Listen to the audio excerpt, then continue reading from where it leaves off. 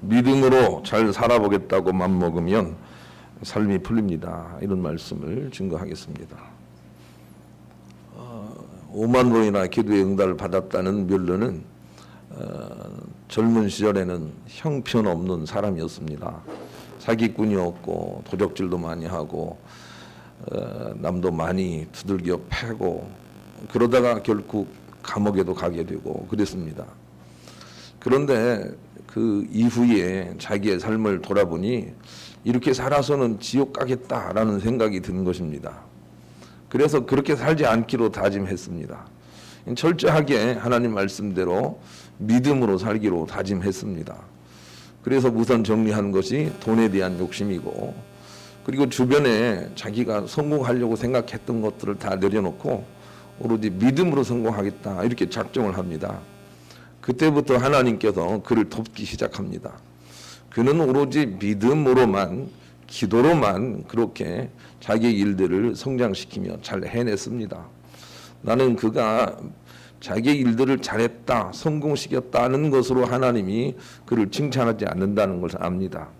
믿음으로 살았다는 것, 그것을 하나님이 칭찬하시고 천국에서 좋은 열매를 거두게 하셨으리라고 생각을 합니다. 우리가 믿음으로 잘 살아야 되겠다라고 다짐하는 게 참 중요합니다. 제가 톨스토이를 공부를 참 많이 했는데 톨스토이도 50 이전에는 정말 나쁜 인생을 살았습니다.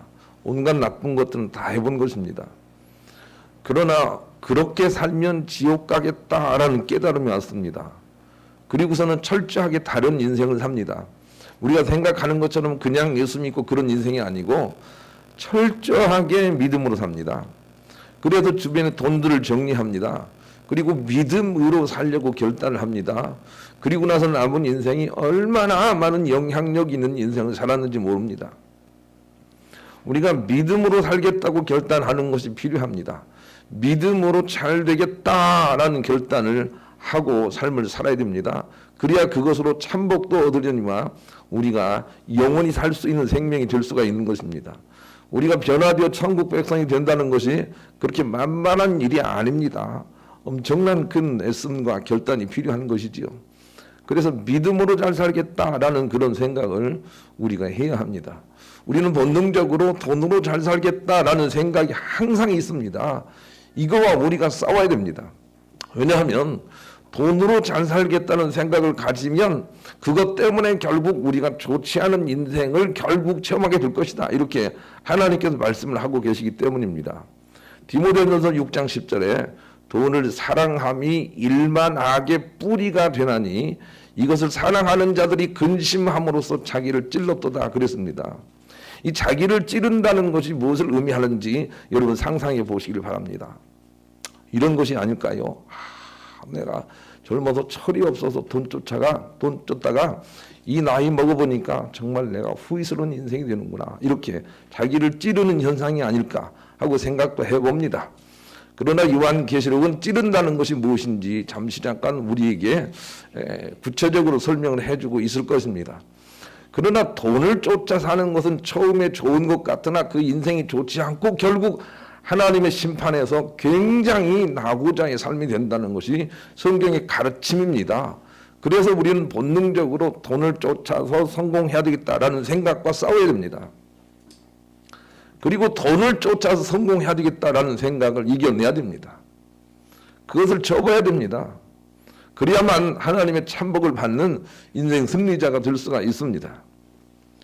창세기 14장에 보면 아브라함이 돈을 철저하게 이기는 장면이 나옵니다. 그리고 나서 창세기 15장에 그 후회가 나옵니다. 돈 문제, 내가 돈으로 잘 살겠다는 생각을 철저하게 소멸시킬 때 하나님이 하나님의 능력으로 우리와 함께 하신다라는 것을 우리에게 증언을 해주고 있습니다.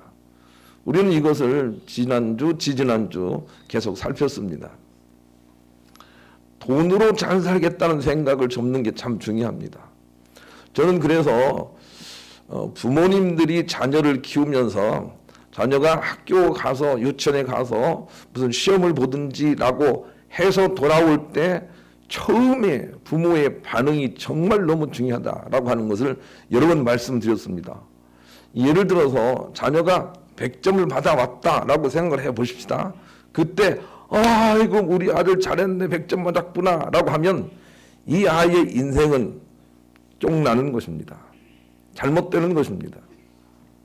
그런데 부모가 이렇게 반응을 해야 됩니다. 아, 너가 성실하게 그렇게 잘 선생님 말씀, 부모 말씀 잘 듣더니 좋은 결과를 가져왔구나 하고 성실을 칭찬해 줘야 됩니다. 정직을 칭찬해 줘야 됩니다. 그러면 그의 인생이 복된 인생이 될 수가 있습니다. 그런데 우리는 너나 할 것 없이 결과에 대하여, 성적에 대하여, 돈에 대하여 그렇게 우리가 칭찬하고 반응을 나타냅니다. 그것 때문에 자녀들 인생 또한 힘들고 어려운 인생이 됩니다. 자기를 찌르는 인생이 됩니다. 그래서 이 첫 반응들이 정말 중요하다고요. 나중에도 얘기하겠습니다만은 여러분의 마음을 움직이는 것은 무엇입니까? 상대방의 돈입니까? 상대방의 인물입니까? 그러지 않기를 소망하는 것입니다. 상대방 속에 있는 믿음, 이것이 가장 중요한 가치가 되어서 내게 반응을 일으키는 요소가 되어야 합니다. 그래야 나나 남이나 똑같이 참복의 상태로 나갈 수가 있다. 이 참복이 시시합니까? 천국으로 갈 수 있다라고 하는 것을 우리 가운데 성경이 끊임없이 가르쳐주고 있기 때문에 그런 것입니다. 그래서 돈을 쫓는 인생, 돈으로 내가 성공을 한번 해봐야 되겠다. 이 건전한 생각이 성경에서는 아주 금지되어 있는 생각이라는 것을 우리가 알아야 되겠습니다. 그래서 돈으로 잘 살겠다고 마음만 먹어도 피 흘리는 인생이 될 것이다. 이것이 오늘 본문의 메시지예요. 오늘 본문 중에 바다는 세속을 의미하는 거고 소돔성을 생각하면 됩니다. 그 바다의 근원되는 강과 물도 역시 좋지 않은 것이다. 이렇게 말을 하고 있네요. 3절 4절 읽겠습니다. 시작. 둘째 천사가 그 대접을 바다에 쏟음에 바다가 곧 죽은 자의 피같이 되니 바다 가운데 모든 생물이 죽더라.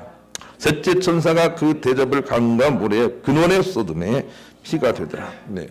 무슨 말씀인지 아시겠죠? 하나님의 진노의 대접을 쏟을 때 심판이죠. 이 심판은 종말에도 있고 지금도 있어요. 똑같이 있습니다. 하나님의 심판의 대접을 쏟을 때 바다에 있는 사람들은 모두가 다 죽더라 그랬습니다. 이 바다는 세속화된 땅을 의미합니다. 세상을 의미합니다. 그런데 셋째 천사가 진노의 대접을 쏟음에 강과 물의 근원에 있는 사람도 피를 흘리더라. 그렇게 말씀을 하고 있어요. 이게 무슨 말인지 아시겠죠? 강과 물은 흘러 바다로 갑니다. 바다는 세속화된 땅입니다. 그런데 세속화 되려고 출발만 해도 피를 흘리는 인생이 될 것이다. 이렇게 우리에게 말씀하시는 대목이에요. 그러니 내가 돈 잘 벌어서 성공해서 남부럽지 않게 그렇게 떵떵거리고 살아야겠다라고 생각만 해도 그의 인생은 피가 준비되어 있다. 이렇게 우리에게 말씀을 하시는 것입니다. 그러니 우리가 하나님 중심으로 믿음으로 잘 살겠다 이렇게 생각하는 것이 얼마나 필요한 일인가라고 하는 것을 우리가 알 수가 있습니다. 나는 이 얘기를 비유를 들어서 자꾸 이렇게 여러 번 설명을 했습니다. 사람이 결혼을 해서 가정을 이루면 힘들고 어려워도 부부간에 잘 살겠다, 부부간에 행복하게 끝까지 살겠다 이렇게 생각을 하고 살아야 됩니다. 그런데 부부간에 행복하게 잘 살아야 되겠다라고 하는 생각이 2, 3년만 지나면 그 생각이 바뀌어버립니다. 이 남자 이 여자는 내가 잘못 골랐구나 이렇게 생각을 하게 된다고요. 그때 태어나는 게 자식입니다. 그래서 마음이 자식에게 쏙 가버립니다. 아, 나는 자식을 위해 살겠다. 자식을 위해 살겠다. 이렇게 결단을 합니다. 그리고 나서 자식에게 열심히 희생정신을 가지고 다 그렇게 뒤를 돌봐주는데 아니 자식이 20살쯤 되면 엄마하고 빠이빠이 합니다. 난 좋아하는 여자가 있어요. 난 좋아하는 남자가 있어요. 하고 떠나가 버리는데 그동안에 나의 공로를 좀 생각해 줄 줄 알았는데 전혀 생각을 못 하는 거예요. 그리고 나서 꺼이 하다가 남편에게 돌아오려고 혹은 아내에게 돌아가려고 했더니 이미 거기는 돌아갈 수가 없네요. 철벽이 돼 있네요. 그래서 남은 인생이 힘들어지면서 자기를 찌르는 것입니다. 아, 내가 왜 자식을 위해 살았던 거 이렇게 후회하게 된다는 것입니다. 여기서 자식은 돈을 의미한다고 생각해도 좋습니다. 비유가 그렇다 그 말입니다. 내가 돈을 잘 벌어서 그것 때문에 행복해야 되겠다라고 가는데 출발은 좋은 것 같은데 가보니까 아니 돈이 아니구나. 돈 가지고 내가 내 행복을 채울 수가 없는 것이구나 라고 후회하면서 삶을 그렇게 후회스럽게 하는 그런 순간이 오는데 그 순간은 우리의 육체도 잘못되든지 아니면 무슨 관계가 잘못되든지 해서 그 모든 것들이 피가 흘리는 과정이 된다는 것입니다. 피를 흘리게 된다는 것입니다. 그래서 돈으로 내가 행복해야 되겠다. 성공해서 내가 행복해야 되겠다. 나는 뭐 좋은 집에 살아서 행복해야 되겠다. 이렇게 작정하는 것을 접어야 됩니다. 나는 믿음으로 승리하겠다. 나는 바른 삶으로 승리하겠다. 나는 정직하게 살아서 이 정직의 능력을 한번 체험하겠다. 이렇게 작정을 해야 됩니다. 그리고 그 은택을 힘입어서 살아야 진실로 대대로 좋은 축복이 이어진다고 하나님 말씀해 주십니다. 성경은 돈이 그렇게 좋은 존재가 아닙니다. 우리를 미혹하는 존재입니다. 그러나 하나님은 우리가 참된 길을 걸어갈 때 돈 문제를 해결해 주심으로 돈이 돈 복스러운 것이라고 말씀하시는 부분도 있습니다. 그러나 우리는 돈을 추구하는 인생이 되어서는 안 됩니다. 진리와 바른 삶을 추구하는 인생이 되어야 합니다. 그래야 돈도 얻을 것이다 하고 잠언 22장에 우리 가운데 가르쳐주고 있습니다. 그러니 믿음으로 잘 살겠다라고 하는 그런 결단이 필요합니다. 난 믿음으로 잘 살고 말겠어. 믿음으로 잘 살아야 될 거야. 믿음으로 나는 잘 살 거야 라고 결단하고 그 길을 가야 합니다. 그래야 참복을 얻을 수가 있습니다. 그래야 천국 갈 수 있습니다. 그래야 피를 흘리지 않습니다.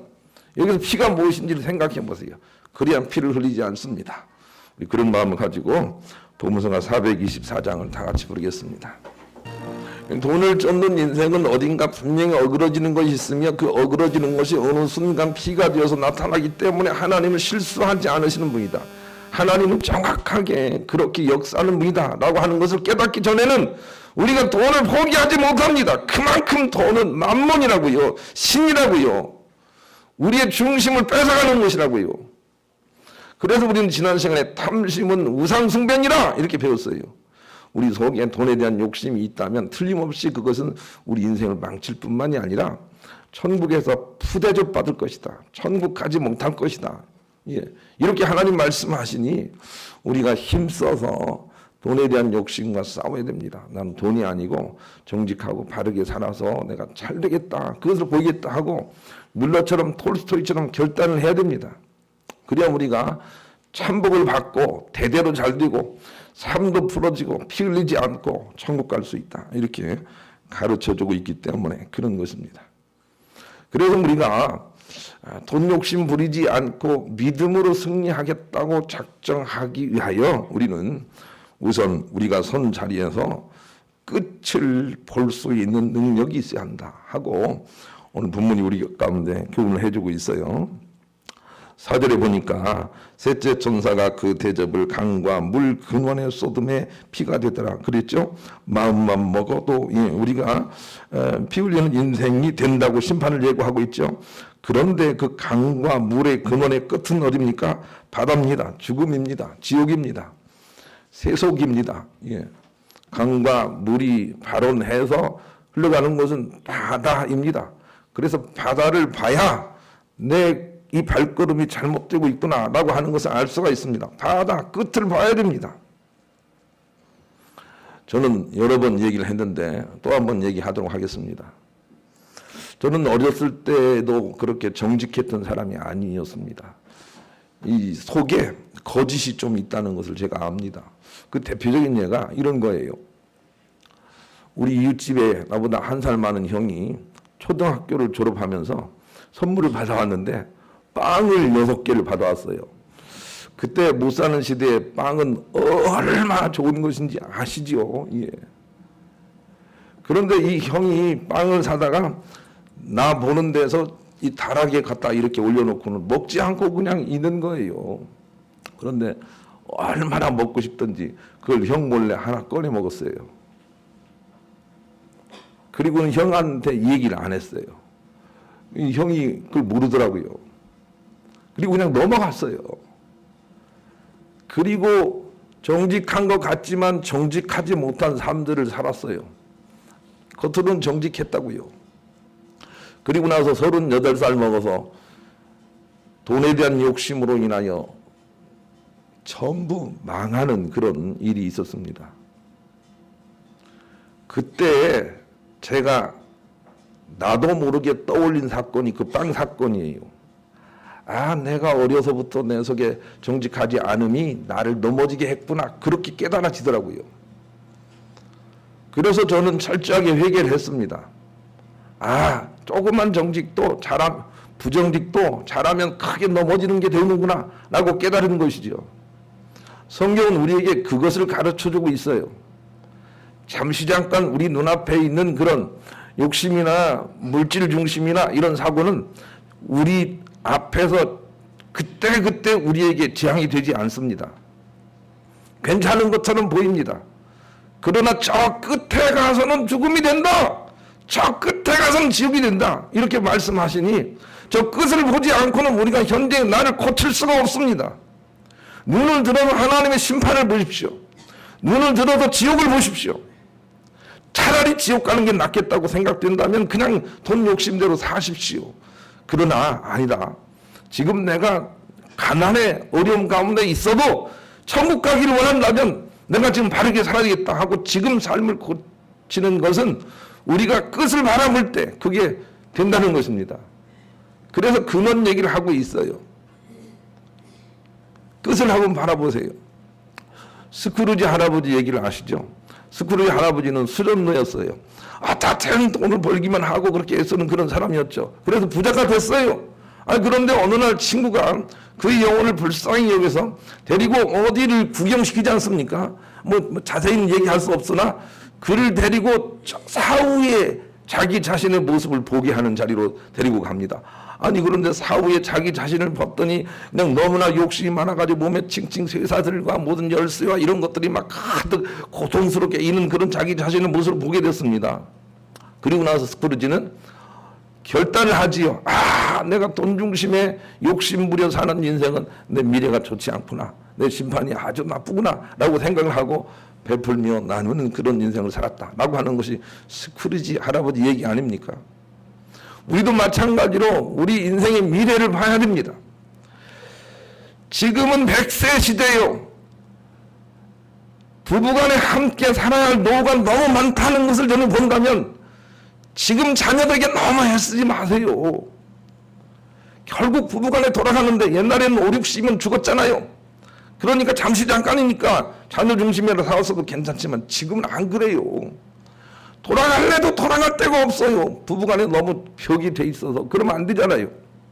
그 미래를 우리가 바라본다면 지금 부부 중심으로 살아내야 돼요. 힘들지만 부부 중심으로 화해하면서 살아야 나중에 서로 간호사가 되고 의사가 되고 그래서 행복하게 살 수 있다고요. 저 끝을 바라봐야 돼요. 그래야 우리가 지금 삶을 거칠 수가 있다고요. 돈 욕심 부리며 살면 근시안적은 좋아요. 자꾸 늘어나는 것 같아요. 그런데 그 결말이 좋지 않습니다. 그래서 끝을 한번 보시라고 하나님께도 말씀을 해주세요. 전도서 8장 11절 악한 일에 관한 징벌이 속히 실행되지 아니하므로 인생들이 악을 행하는데 마음이 담대하도다 그랬습니다. 이 말은 우리가 새겨들어야 됩니다. 내가 돈 욕심 부려서 잠깐 이렇게 남은 것을 어떻게 했을 때 거기에 즉각 벌이 내려오면 사람들이 악한 일 안 할 거예요. 그런데 즉각 내려오진 않아요. 이 잘못이 전혀 나의 미래에 영향이 없는 것 같은 그런 하나님의 응답이 있다고요. 하나님의 심판이 있다고요. 전혀 연관이 안 되는 것 같아요. 그래서 사람들은 악을 행하기에 용감합니다. 그러나 하나님의 심판이 너무 정확하다라고 우리가 복음서 424장에서 노래하지 않았습니까? 하나님을 내가 신뢰합니다. 그렇게 노래하지 않습니까? 하나님은 다 갚으실 것이기 때문에 지금 바르게 살기로 작정하시고 바르게 살아서 반드시 잘 되겠다 이렇게 결단을 하십시오. 다른 길로 가지 않겠다 그렇게 결단하시고 적어도 나를 속이지 않겠다 그렇게 결단하십시오. 그리고 힘들고 어렵지만 가보십시오. 그러면 하나님의 참복이 있다. 이렇게 가르쳐주고 있습니다. 그래서 우리는 복음성가에 이런 가사를 찬양하지 않습니까? 주님 다시 오실 때까지 나는 이 길을 가리라. 예.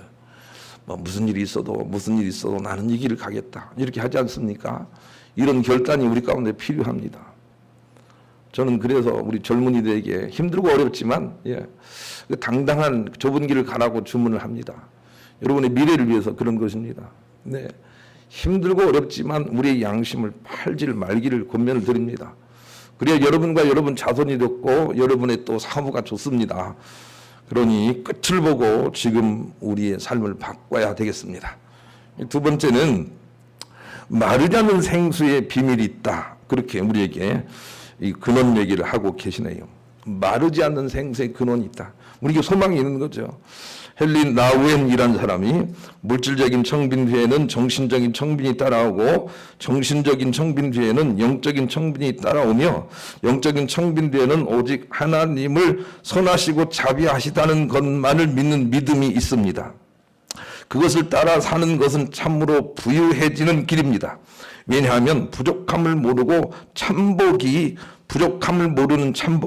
항상 그 뒤를 따르기 때문입니다. 그렇게 이 얘기를 했는데 헨리 나우엔은 대학 교수였습니다. 그것도 우리가 그렇게 선망하는 하버드 대학의 대학 교수였습니다. 그런데 깨닫습니다. 내가 여기서 대학 교수하고 명예를 가지고 사람들에게 칭찬받는 인생이 하나님이 원하는 인생이 아니구나 라고 하는 것을 깨닫고 다 버리고 캐나다의 빈민 공동체에 들어갑니다. 그래서 가난한 사람들과 함께 구름을 닦아주면서 그렇게 일생을 삽니다. 여러분, 그때 필립 얀시라고 하는 아주 유명한 저술가가 있는데 이 저술가가 헨리 나우엔을 찾아갑니다. 찾아가서 뭐라고 얘기를 하는가 하면, 아니 당신처럼 많이 배운 고급 인력자가 대학교에서 하나님을 증거하면 얼마나 더 많은 열매가 있을 것인데 어째서 이렇게 아무도 없는 이곳에 와서 인생을 망치고 있습니까? 이렇게 진정으로 사랑하는 마음으로 그렇게 권면합니다. 그때 헨리 나우엔이 아주 이런 얘기를 합니다. 중요한 얘기를 합니다. 선생님, 믿음이 흥왕해서 하나님의 참복이 있던 시절은 많은 믿음의 사람들이 세상에 나가서 자기 의견들을 펼치고 하는 시대였습니까? 아니면 많은 핍박 가운데서도 그 믿음을 지키려고 애쓰는 그런 순간들이었습니까? 하고 뒤질문을 합니다. 그때 필립 얀시가 물론 그것은 저항과 핍박과 어려움이 있을 때도 꿋꿋이 버티는 사람들을 통해서 믿음이 부흥을 했지요. 이렇게 얘기를 합니다. 바로 그것입니다. 제가 지금 가는 길이 결코 이게 소홀히 여길 수 있는 길이 아닙니다. 이것이 진실로 참 생명의 길입니다. 나는 그렇게 생각을 합니다. 그렇게 얘기를 합니다. 그때 필립 얀시는 저술가이기 때문에 많은 책을 썼는데 돌아와서 크게 깨달음을 얻고 이런 얘기를 합니다. 우리는 이 세상에서 효율성을 쫓아 사는데 아주 익숙해 있지만 진실로 하나님 나라는 거룩한 비효율성을 쫓을 때 나타납니다 하고 그렇게 글을 씁니다. 거룩한 비효율성이라는 거 아시겠습니까? 우리가 자꾸 이익을 위해서 돈을 쫓으면 효율적이 됩니다. 그런데 그 효율적일 때 하나님 나라는 자꾸 적어집니다. 그리고 자꾸 전쟁과 피를 준비하게 됩니다. 그런데 효율성을 내버리고 효율적이지 않은 정직을 추구합니다. 그러면 우리 눈앞에서는 잃는 게 많습니다. 그런데도 불구하고 그 거룩한 비효율성이 하나님 나라를 만든다. 진실로 좋은 세상을 만든다. 라고 하는 글을 쓴 것이지요. 우리에게도 이런 통찰력이 필요합니다. 돈을 쫓아 살면 잠시 잠깐 좋습니다. 그러나 그 뒤가 안 좋다 하는 이 통찰력이 필요합니다. 그러나 진리이신 하나님을 쫓아 살면 잠시 잠깐은 안 좋은 것처럼 보인다. 그러나 차츰차츰 안개는 거치고 분명히 하나님 역사가 나타난다. 그거에 대한 소망을 가지지 않겠느냐 하고 하나님께서 우리 가운데 권면을 하십니다. 여러분 그 길을 가시겠습니까? 결단하고 가시겠습니까? 아니면 목사님 지금 내 현실이 힘들어요. 지금 내 현실이 힘들어서 그 말을 따를 수가 없습니다. 그렇게 가겠습니까? 선택은 우리들의 몫입니다. 우리가 진실로 하나님의 선하심의 경외함과 앙망함을 가지고 있으면 마르지 않는 생수가 거기서 나온다. 이게 하나님의 약속입니다. 마르지 않는 생수. 계속 거기에서 너 삶에 필요한 것들이 공급될 것이다. 그러니 돈을 쫓는 네 마음을 좀 내려놓을 수 없겠느냐. 이렇게 우리에게 권면의 말씀을 주고 계시는 것입니다. 여러분, 마르지 않는 생수, 이것을 기억하면서 찬송가 183장 같이 부르겠습니다. 예수님은 이 마르지 않는 생수를 성령을 가르쳐 말씀하신 것이다. 그렇게 성경이 풀어주고 있습니다. 성령님, 그분에게 집중하면서 육체의 소욕을 소멸할 때 하나님은 마르지 않도록 우리를 공급해 주시겠다. 그리고 가진 자들을 부끄럽게 하시겠다. 그렇게 말씀하셨어요. 그리고 가진 자들의 것을 옮겨서 너에게 주겠다. 그렇게 말씀하셨다고요. 이 법을 향해서 우리는 오늘 우리의 삶이 믿음으로 잘 살겠다라는 그런 방향으로 바뀌어질 수 있어야 합니다. 이것이 진실로 하나님께서 원하시는 바입니다. 초세술의 1인자로 성공한 공병호 소장이 공병호의 성경 공부라는 책을 내서 이렇게 가르쳐주고 있습니다. 나는 기도를 많이 하는 권사님을 보면 영적 권세가 느껴져요. 한번 생각해 보세요. 여러분의 할머니가 기도의 권능을 아는 분이라고 말이에요. 그런데 손자의 소원이 무엇이냐고 묻고 내가 기도하마 걱정하지 마 하고 위로하고 기도하면 그 자녀가 얼마나 든든하겠어요. 여러분은 아세요? 바로 그 든든함이 하나님이 복을 주시는 이유가 된다는 건 말이에요. 그랬는데 여러분 깨달았으면 참 좋겠어요. 여러분 집에 가면 여러분의 어머니 할머니가 너 돈 가져왔냐? 돈 가져왔냐고? 왜 이렇게 돈 적게 줬어? 용돈이 이렇게 적냐고? 이렇게 말하는 그 어머니 할머니 밑에 여러분이 자라면 얼마나 마음이 옹색해집니까? 그런데 여러분 할머니나 여러분의 어머니가 야 내가 기도하고 있다. 너 소원이 무엇이냐? 염려하지 마라. 내가 새벽마다 가서 기도할게 하고 그렇게 말하는 부모 밑에서 내 속에 든든함이 생기고 내 속에 있는 그 든든함이 바로 하나님이 축복을 주시는 그런 이유가 된다고요. 그런 사람이 되고 싶지 않으세요?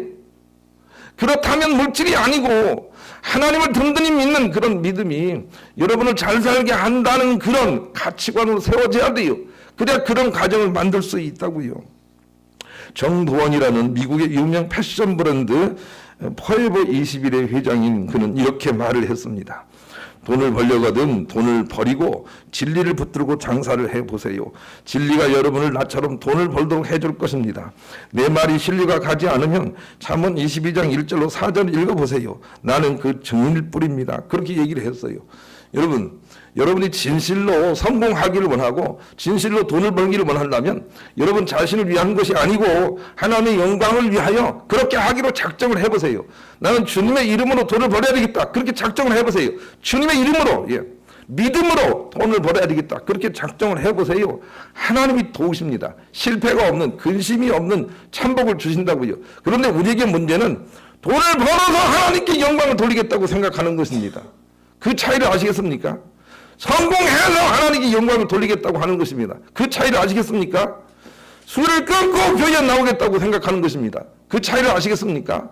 나는 내가 술을 끊을 수 없으니까 하나님 섬기고 술을 끊어야 되겠다 하고 주님께 먼저 나와야 됩니다. 그 차이를 우리가 알아야 됩니다. 성공해서 하나님 영광 돌리겠다고요? 하나님 기뻐하지 않습니다. 내가 하나님으로 성공하겠다. 이걸 하나님이 기뻐하십니다.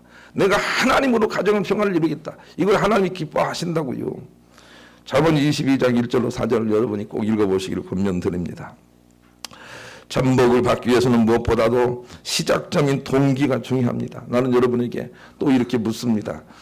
여러분은 그 사람과 결혼하려고 생각하는 동기가 무엇입니까?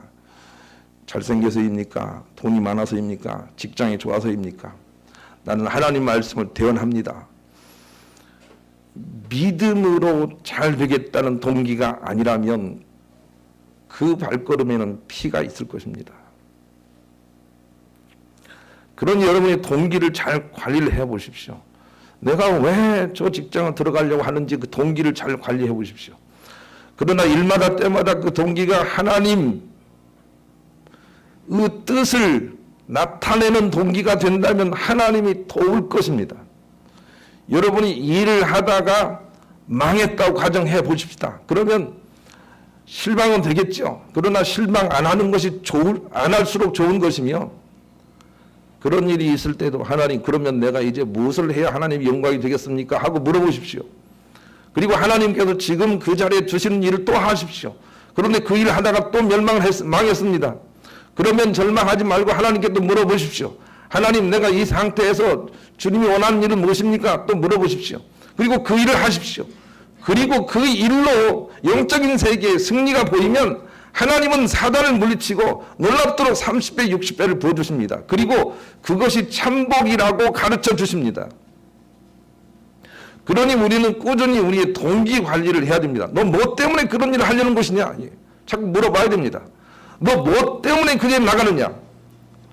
젊은 사람들이 결혼식장에 가지 않습니까? 예쁘게 차리고 막 하고 가지 않습니까? 왜 그렇게 차리는 것이죠? 예.